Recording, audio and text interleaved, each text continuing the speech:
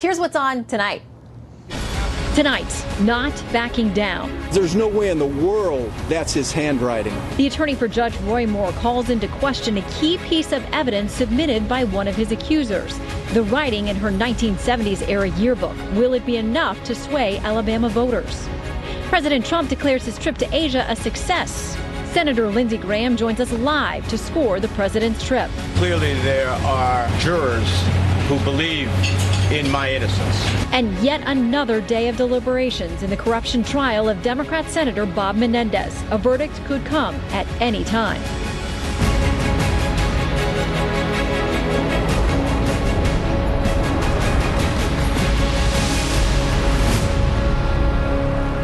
Hello and welcome to Fox News at Night. I'm Shannon Bream in Washington. Brand new allegations against GOP Senate candidate Roy Moore tonight as the White House scrambles to come up with a solution to the controversy.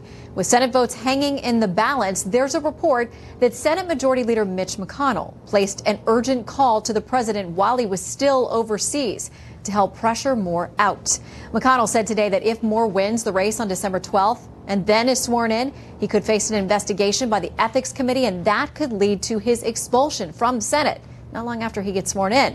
All of this happening as Moore remains defiant, tweeting a short while ago, "Dear Mitch McConnell, bring it on." His legal team hitting back at one of his many accusers tonight, even calling in handwriting experts. Ellison Barber has the very latest. She joins us now. Good evening, Ellison. Good evening, Shannon. Roy Moore's legal team seemingly suggested earlier today that one of his accusers forged a signature in a yearbook and lied about it. And then they walked away without answering a single question.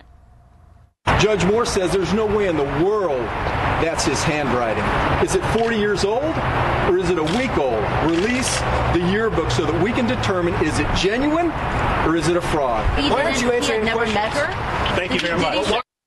2 days ago, Beverly Young Nelson sat next to her lawyer, Gloria Aldred, and talked about a night in the late 70s when she was 16 and Roy Moore offered her a ride home. She claims he did not take her home, but instead parked near a dumpster and violently sexually assaulted her. Seemingly in an effort to support her story, Nelson showed a yearbook with an inscription and a note signed, "Love, Roy Moore, DA." Moore's attorney says the signature doesn't look like Moore's, but it does look like a version of one used to sign divorce papers in a case he presided over in the 1990s, Nelson's divorce. You know where he had seen it? When he was on the bench, his assistant, whose initials are capital D period, A period, Delbert Adams, would stamp his signature on documents and then put capital D period, A period. That's exactly how the signature appears on the divorce decree that Judge Moore signed, dismissing the divorce action with Ms. Nelson.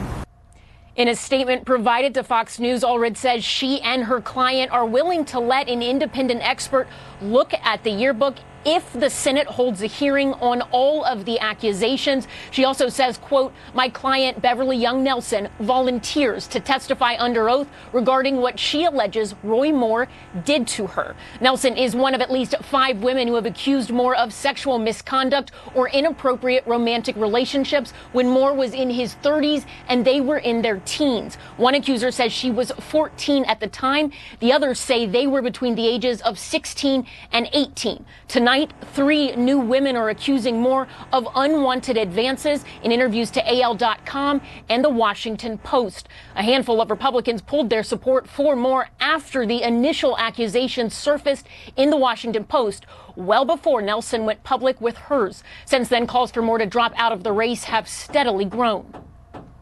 I think it's safe to say that if he were to be sworn in, he would immediately be in a process before the Senate Ethics Committee. Majority Leader Mitch McConnell says he spoke to President Trump about all of this on Friday when Trump was in Vietnam. No comment from President Trump so far, but his daughter and advisor Ivanka Trump told the Associated Press, quote, "I have no reason to doubt the victims' accounts." Shannon? All right, Ellison, thank you very much. New opinion polls show Alabama's popular support for Moore sliding or slipping away completely. It all depends on the survey, the poll you're looking at. Some Alabama voters are starting to have their doubts, though, publicly about Moore.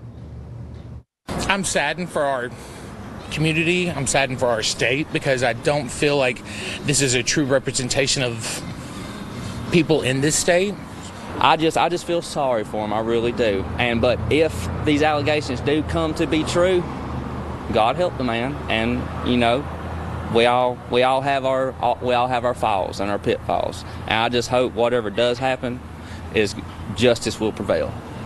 All right, so let's go straight to Alabama to get the inside scoop. Quinn Hillier is contributing editor of the Yellowhammer News and National Review, and he has been covering Judge Moore and Alabama politics for a very long time. Quinn, great to have you with us tonight.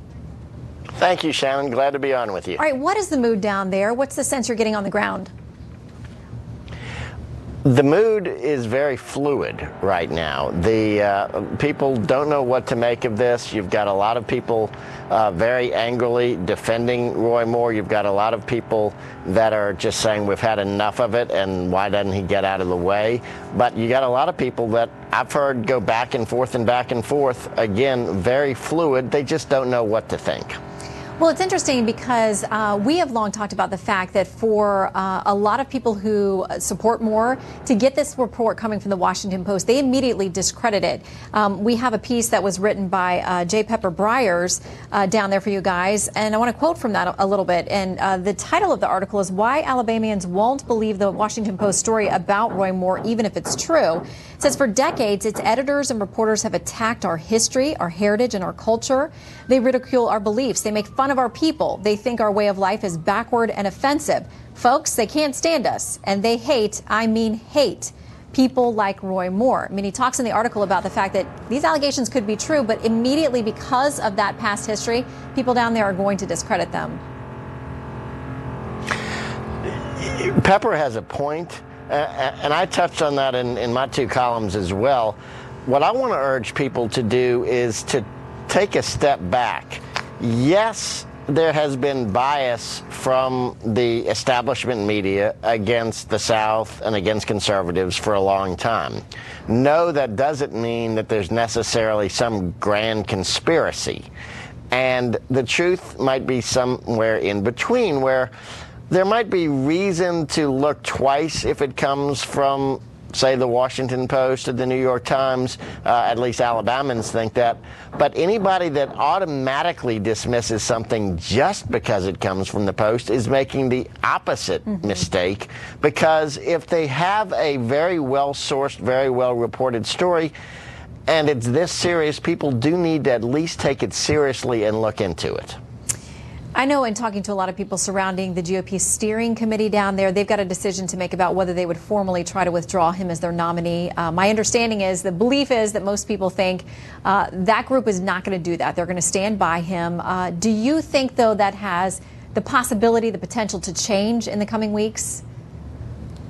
It could possibly change. It depends on what comes out, and that's why I keep urging everybody to hold their fire and not jump to conclusions either way. But my understanding is the steering committee met this afternoon and this evening, and right now they're hanging tight. They're not doing anything pro or con. They're acting as if they still have the same candidate. But that doesn't mean that if new evidence comes out in the next week or two that they might not change their minds again. Yeah, we have a couple more women who've come out today, and in fact some late breaking news on some more allegations. Stories very similar to what we've heard before. Do you think there's a breaking point where Alabama voters will have to say they just can't see past it, even though he's not had due process, he's not had his day in court, he's not had a legal hearing? It may be too much for him to overcome. It might be. Again, he started some pushback today, but he only pushed back against one aspect of one of the stories, and frankly the most sensational story, and he didn't ever attack the Washington Post piece in his lawyer's press conference today. People are rational people are waiting to see what he comes up with, what the media comes up with, and then trying to figure out where do we go from here. Right now, again, you could have a big backlash in his favor if people think that he's been smeared. But you also, I've seen a lot of shifting where people that might have been for him are now saying they're not going to vote. Some people who had said they weren't going to vote at all are now saying they're going to vote against him. So, as I said at the start, very fluid, all sorts of cross-cutting pressures. All right, Quinn Hillier, you've covered this for decades down there in Alabama. Thank you so much for joining us tonight. Thank you so much, Shannon. I appreciate it. Well, President Trump has tried to steer clear of the more controversy, and he avoided shouted questions about the judge after his news conference today, where he touted successes on his 12-day, 5-nation Asia trip. Chief National Correspondent Ed Henry is here with more on the president did not want to talk about, Ed. Well, good to see you, Shannon. The whole point was President Trump realizing the mainstream media is not going to give him a lot of credit for the economic impact of his trip to Asia. So he wanted to toot his own horn, basically, and declare that, in his words, America has made a comeback on the world stage. The president making the case that there will be tens of thousands of American jobs created because of various commercial agreements signed in China, Japan, South Korea, and Vietnam that will result in roughly $300 billion being invested right here at home. He also touted his focus throughout the trip of trying to denuclearize North Korea by uniting the world against Kim Jong-un, while also laying out the final key priority of that 12-day journey. Listen. Third, to finally, after many years, insist on fair and reciprocal trade. Fair and reciprocal trade. So important. These two words, fairness and reciprocity, are an open invitation to every country that seeks to do business with the United States.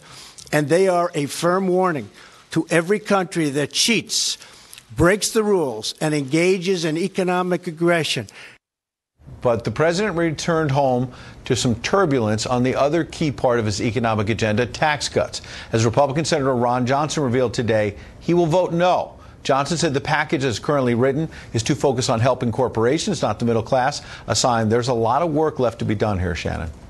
All right, so the president talked about a lot of very important things today, but social media was very focused on something else entirely. Yeah, that happens a lot at these kind of events. And so this is a long trip to Asia. The president's probably a little jet lagged, maybe even dehydrated. So a couple times he had to reach for a drink of water. And it seemed a little perturbed at his staff that it was not initially in arm's reach. It was not Trump bottled water, we should note. Instead, some pretty good product placement for Fiji water. But all the internet seemed to care about was that it was reminiscent of the time Senator Marco Rubio desperately needed water when he responded to one of President Obama's State of the Union speeches, which candidate Trump made fun of last year. When they put Marco on to refute President Obama's speech, do you remember that catastrophe? And he's like this, and we will, I need water, help me, I need water.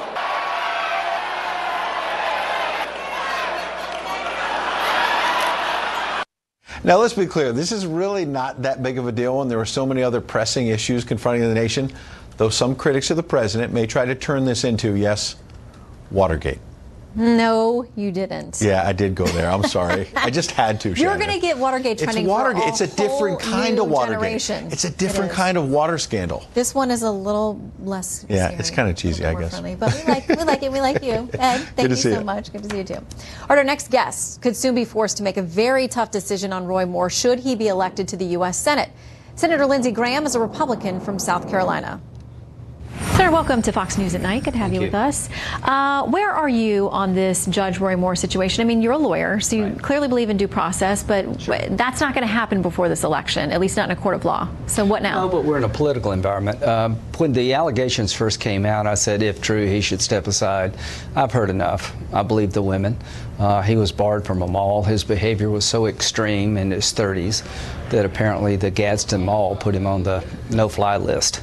That tells me a lot. I don't know anybody personally who's been banned from a mall, but when you put the whole puzzle together, it's pretty hard not to believe it. It has a ring of truth, and I think we're going to lose the seat we shouldn't win. And to my good friends in Alabama, your decision in the next coming weeks will determine whether or not Trump's agenda is successful, because I don't think Mr. Moore could be an effective senator given the baggage he has, and it looks like Mr. Jones is on course to win, and he's not going to help us at all. He's not going to vote for anything on this agenda. Tax reform, repealing Obamacare in part Chuck or in Schumer's whole. The biggest winner if Roy Moore loses, and Trump's the biggest loser. Well, what if Roy Moore wins? There's a lot of talk about expelling him from the Senate. You don't want to prejudge, but I think most people up here have taken a hard look at this and believe that there's a lot to the accusations. And again, if your behavior is so creepy you can't go to the mall, it's pretty hard to come to the Senate. Well, one of the things impacted by this we talked about is tax reform. Right. And we have our first GOP senator now openly saying he can't vote for this. Here's a little bit of Ron Johnson about why. I wouldn't vote for it. It's just that simple, but doesn't mean I don't want to, vote for a real solution. And so that's why I work with, again, Senate, House, and the White House to get one. Now, not to get too wonky, but he's concerned about some of the pass-through protections, the tax implications for small businesses primarily. And so I won't get too wonky. Okay. But listen, he's not just upset about the proposal itself. He's talking about the process and saying that he's been trying to raise these concerns all along. He feels like he's been shut out. He's the smartest guy I know on business. When he talks, I listen. He's a really But he nice says a lot of people haven't been listening. Like GOP leadership wouldn't listen to his ideas. I think we've all been listened to. The bottom line is he's run a successful business. He understands business probably as well as anybody in the conference. I hope they'll listen to his concerns about the disparity between pass-through taxation and C corporation taxation. I'm listening, but I think Ron will get to yes. Let's put it this way.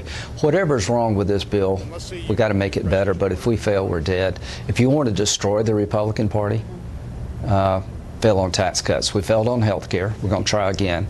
But if we can't pass a tax cut that's meaningful for business and working men and women out there, what good are we to the country? And that's the end of the Republican majority. So if everybody understands that if we fail on taxes, the Republican majority will cease to exist over time. That'll probably be the end of the party. Ron's got legitimate concerns. He's a really smart guy, but I hope we can get him to yes, because if we fail, that's it. That's it for us. You have now issued a letter to the Attorney General. You say that there needs to be special counsel on Uranium One and Fusion GPS. Yes, absolutely. There are House investigations. There are other investigations going on. Why special counsel, and do you think you'll get one? Well, number one, I think the Uranium One situation. The Russians basically gained control of this company, Uranium One, between 2009 and 2013. They gave $2.35 million to the Clinton Foundation.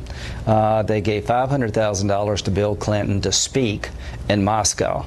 There was a lady who was trying to infiltrate the Clinton world, posed as an accountant who was a Russian spy. When you add all this up, the money being passed, the influence the Russians had on Uranium One, I think deserves to be looked at. The money the Clinton Foundation got, the money Bill Clinton got. Fusion GPS. We now know the Democratic National Committee and the Clinton campaign gave Fusion GPS $9 million. They went out and hired a former intelligence officer, a British spy, to go to Russia to dig up dirt on Donald Trump. I think the idea of a party paying a foreign agent to go to Russia to dig up dirt on your opponent sets yourself up for manipulation. I don't like it one bit, and there is no way Jeff Sessions or anybody in the Department of Justice can look at this thing without being criticized. You got some Clinton holdovers there. Jeff was on Trump's campaign. There is no way, and I love Trey Gowdy, but I disagree. There is no way the Department of Justice can look at Fusion GPS because it was part of the 2016 campaign.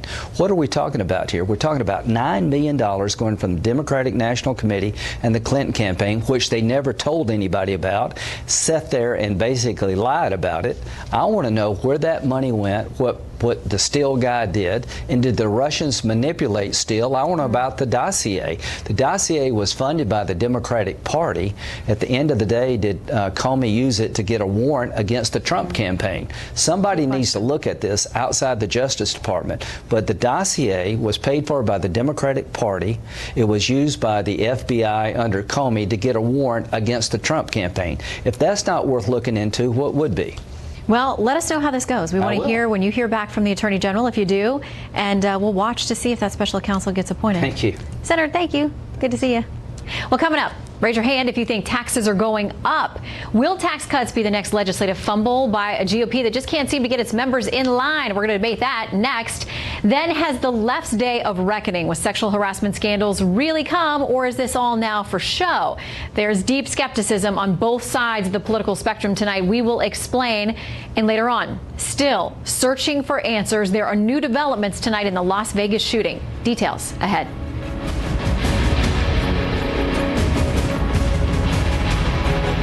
It is tax cut eve on the House side, with a big vote scheduled there for tomorrow. While Republicans on the Senate side now scramble to figure out how to get Senator Ron Johnson back on board after his vow to vote no on what he's seeing so far. President Trump trying to sell it to all sides. So why is the message about letting people keep more of their own money getting lost in translation? Let's bring in syndicated radio hosts Chris Plants and Isaac Wright from Forward Solutions Strategy. Good to see both of you tonight. Hey, Shannon. Good to be here. So last night we had a town hall with Brett Baier and Martha McCallum and the House Speaker, who at one point the question was asked, how many of you think that your taxes are going up? And so many hands went up. I mean, this whole thing is supposed to be about tax cuts, Chris. So where is it's getting lost in translation? Well, it is. Like, we know that the Republicans are, generally speaking, terrible at messaging. The Democrats tend to be very good at messaging. The Democrats have certain advantages, like the Washington Post, the New York Times, CNN, NBC, working for them and carrying their message for them. So the Democrats poisoned the well on this entire discussion long before we heard anything in the way of details out of either side of Capitol Hill on what would be in the bill.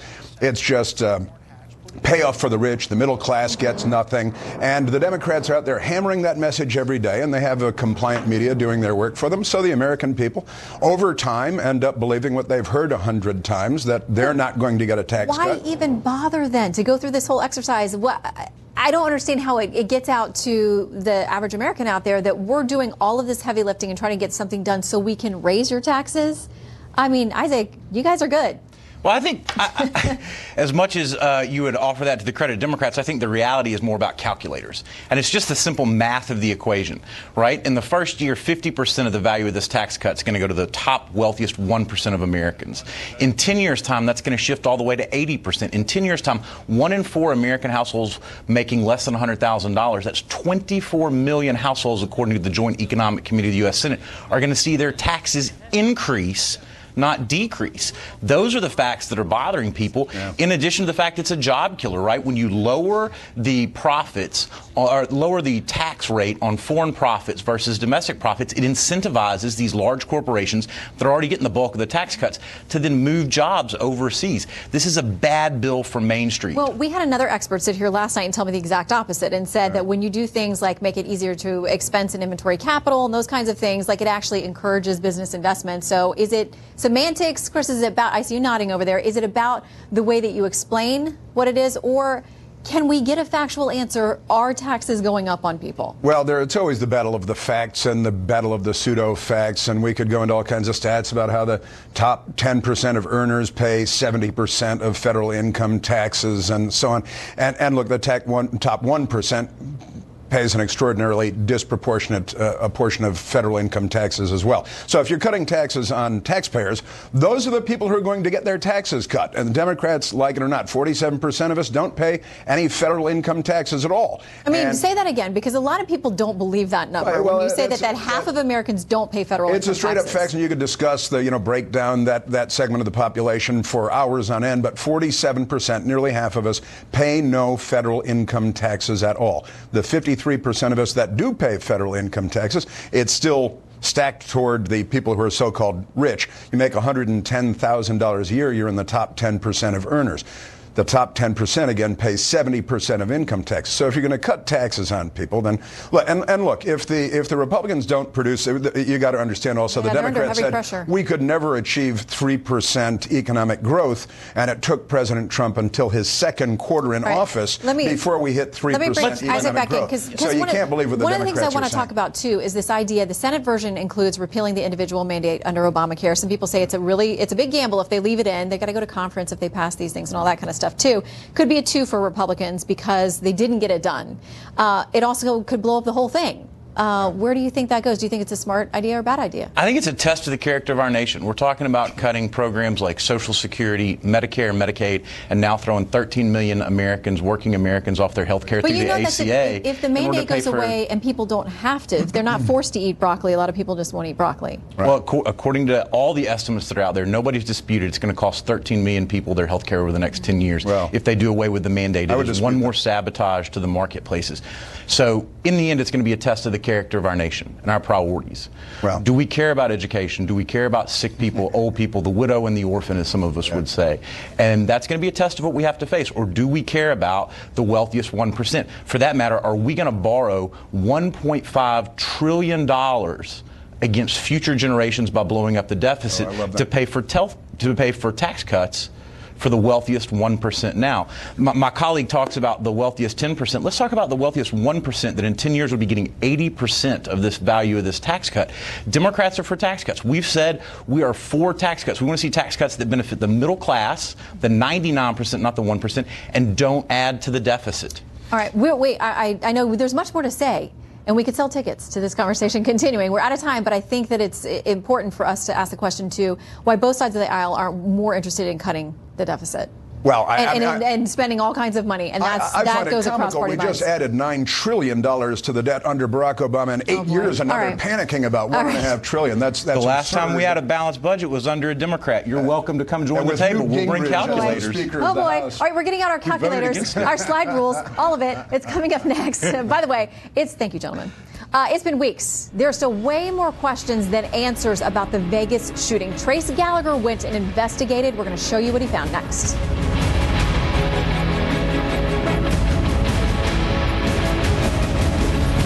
A month and a half after the deadliest mass shooting in U.S. history, significant questions remain regarding the shooter's actions, his motive, and the response by public agencies. Trace Gallagher went looking for answers. All right, Trace, what did you find?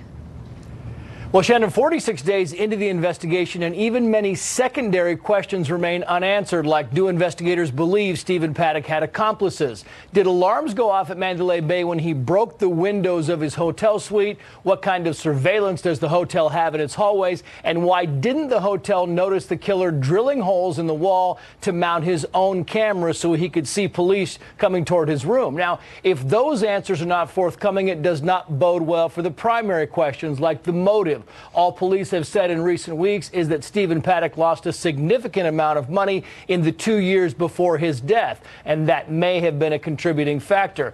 And what about his girlfriend, Marilou Danley? The sheriff has already said he finds her story hard to believe, but it's currently unclear where she is and if police are still conducting follow-up interviews. Then there is the critical timeline, which has come into question yet again by the New York Times. The newspaper analyzed 30 videos taken in and around the scene. Many of them are time-stamped.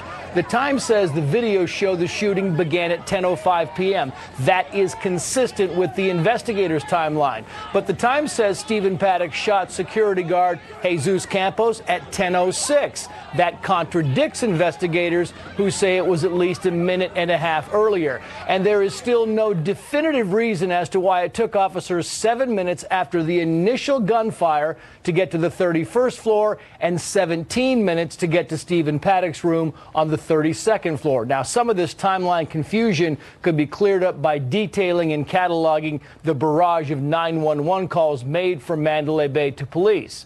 And several news organizations have now sued to gain access to the 911 calls, police camera videos, and search warrants related to the shootings. A lot of things unanswered. Shannon. All right, Trace Gallagher, we will stay on it. We know you will as well. Thank you very much. Yep.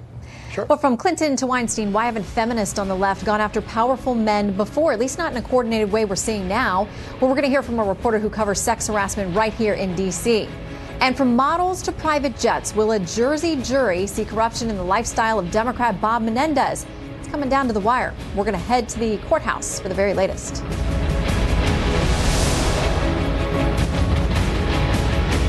During the Bill Clinton, Monica Lewinsky scandal, Democrats defended the former president, calling it a private matter. Now they're changing their tune in light of the recent sexual harassment allegations against heavy hitters across the entertainment and political spectrum.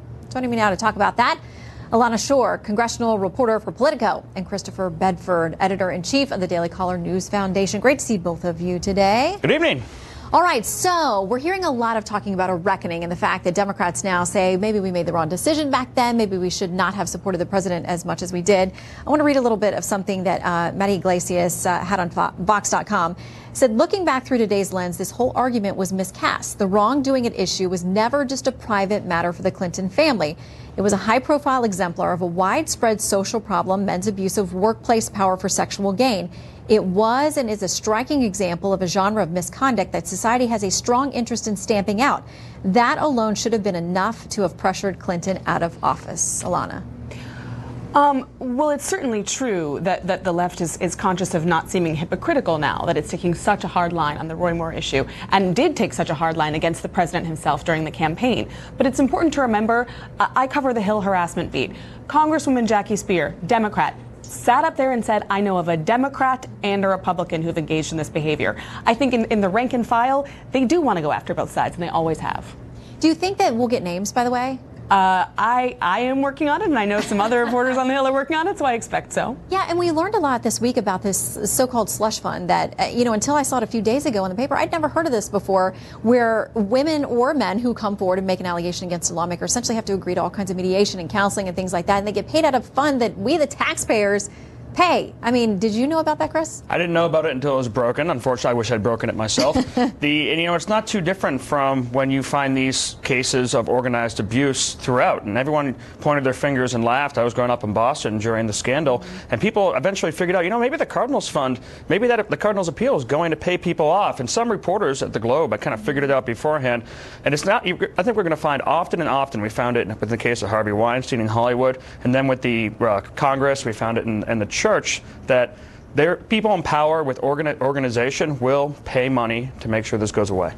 Well, okay, so there are questions, obviously, about whether there's hypocrisy now. So we have Jim Garrity from National Review saying this: we are indeed having a reckoning about a long-time blind eye to powerful men abusing women, but it's occurring on the most convenient terms for the Democratic Party. When Kennedy is dead, Bill Clinton is retired and fading into memory, and Hillary's prospects are done. I guess, again, I would disagree that it's occurring on a necessarily convenient term for the Democrats because they're out of power. They really have no say in what happens on Capitol Hill. It's Paul Ryan making the move to mandatory harassment training. It's the Republicans in charge who are actually starting to move on this. And credit to them. I mean, the Democrats' rhetorical argument is one thing. In terms of actual changes in the policy, it's going to be Republicans driving the bus. I think there's some convenience to it, though. I mean, 22 months ago, NBC didn't want to interview Broderick. 18 months ago, Andrea Mitchell said that this is discredited and long denied. And a year ago, we had the election, and now everyone wants to talk about it. I think that it's possible that Democrats are trying to clean their house, maybe offer us a political sacrifice, and then next up they're going to say, okay, our house is clean. Donald Trump, what's going on in your house? Alana, do you think this is a problem on Capitol Hill? I mean, I used to be a sexual harassment attorney, so I don't think these are new problems. I think that we're now having a very public conversation about them. I interned on the Hill, too, so I know this isn't something new over there. Yeah, I mean, I think it's a big problem on the Hill, and I think it's a problem for both parties. I mean, I think, to your point, this is more of a Democratic versus Republican rhetorical and campaign issue. On the Hill, I think both parties are scared because I think both parties know that sitting members on their side have perpetrated certain behaviors, and they probably should be. Christopher, final word to you. Well, it's terrible. Powerful people do bad things. I remember, again, growing up in Boston, everyone said, this is a uniquely church issue. And it wasn't. You can see it across coaches, sports teams. You see it in Hollywood. You see it with politicians. Powerful people take advantage of situations, and it's good that it's finally a reckoning. Yeah, sunlight is a good disinfectant on numerous topical fronts. Thank you both. Good to see you both. Thank you. All right, coming up, our next guest says the case of Democratic Senator Bob Menendez has set a new low for blatant corruption in America, but jurors, they don't seem to be able to make their own call. It's a trial featuring numerous criminal charges against a sitting Democrat senator, so why haven't you heard more about it?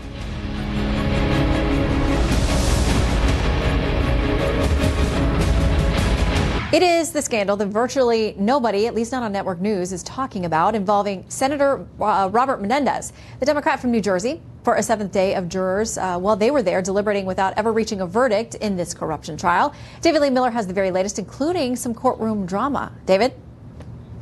Shannon, during the 11-week trial, prosecutors told the jury New Jersey Democratic Senator Robert Menendez and his longtime friend, eye doctor Salomon Melgen, engaged in a 6-year bribery scheme. Speaking outside the courthouse this afternoon, Menendez said he did nothing wrong. For 2.5 years, I have never wavered from asserting my innocence. According to the indictment, Menendez used his influence to get visas for Dr. Melgen's foreign-born girlfriends. He also attempted to assist Dr. Melgen in resolving an $8.9 million overbilling dispute with Medicare and used political pressure to resolve a contractual dispute between the Dominican Republic and a port security company owned by Dr. Melgen. The prosecution says, in exchange, Dr. Melgen made more than $750,000 in contribution to Menendez or Democratic entities that would support his re-election. Prosecutors say Melgen also provided Menendez with free luxury travel.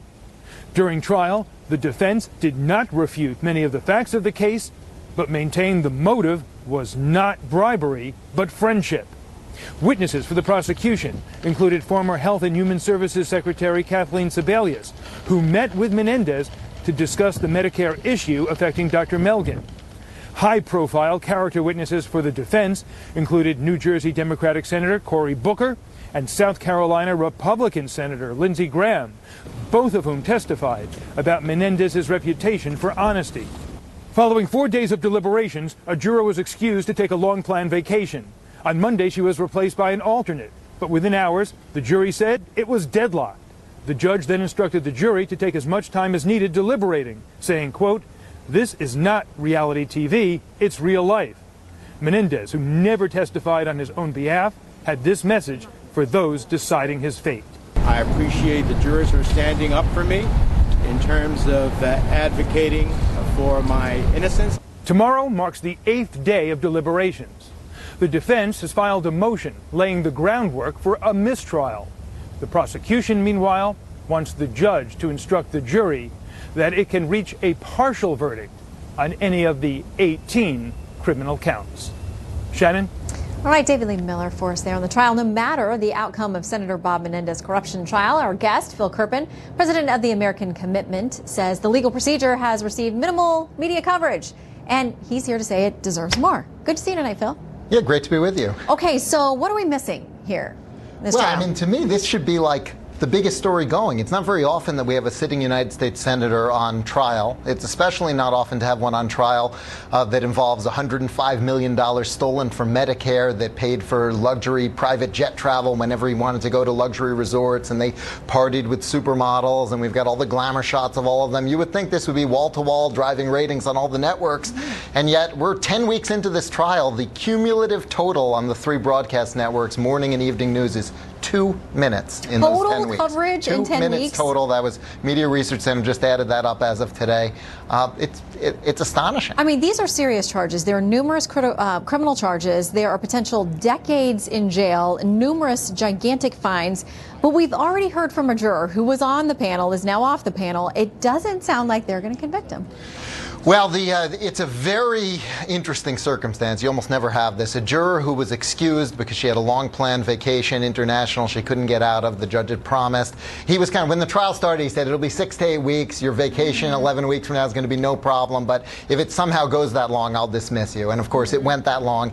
He dismissed her. She walked straight out and talked to the media and told them everything that was happening in the jury room. She said that she was the one juror who thought that he was not guilty on the false statements charge. That's count 18. That is a felony. It carries up to 5 years. She said there are at least 3 or 4 other jurors who thought that he was not guilty on the other charges, bribery, corruption, honest services fraud. And she said she thinks it's going to be a hung jury. Now, one of the things that I take away from her statements is that there's a pretty good chance they're going to convict him on count 18, even if they hang on the other charges. And then Democrats are going to have to, it is a felony. So, you'll notice the way Democrats have started talking about the case, they say, we don't think he'll be convicted of any of the major charges. Yeah. Well, every charge in this case is a felony. Yeah. They're all felony charges. The idea that it's just a minor felony if you commit false statements, I think, is pretty dubious. But that seems to be what they're trying to set up, that he would not resign and they would not expel him if he's only convicted of the one felony.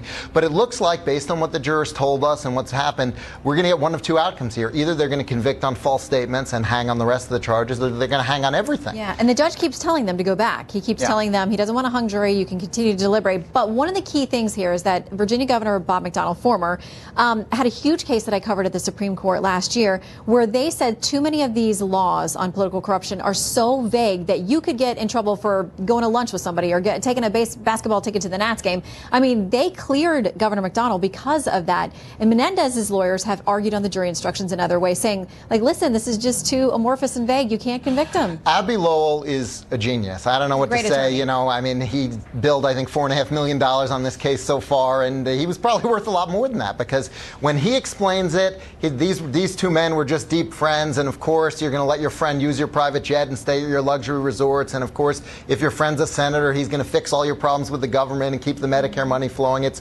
friendship explains it all. I mean, he even said in his closing statement, gifts gifts to, I'm trying to remember the exact quote. Basically, he said, gifts to create a friendship, to build a friendship, are not bribes. And if the jury agrees with that, how do you ever get a bribery conviction unless you have a quid pro quo in writing or on tape? I'm giving you this and you're giving me this. I know. Well, we'll see. I mean, another day of deliberation starts tomorrow. So, Phil, good to have you with us tonight. Thanks for having me. All right, coming up.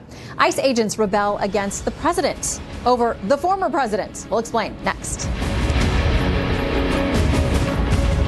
Time now for Night Court. Some Immigration and Customs Enforcement officers say they feel betrayed by President Trump. And they've started a new website to express their dismay that they say the Trump administration is not moving quickly enough to replace supervisors left over from the Obama administration. Among several examples, they point to situations where they're required to give 7 days heads up before arresting people or for fear of offending immigrants. Well, Chicago Mayor Rahm Emanuel has long called for equal pay for women as a political platform.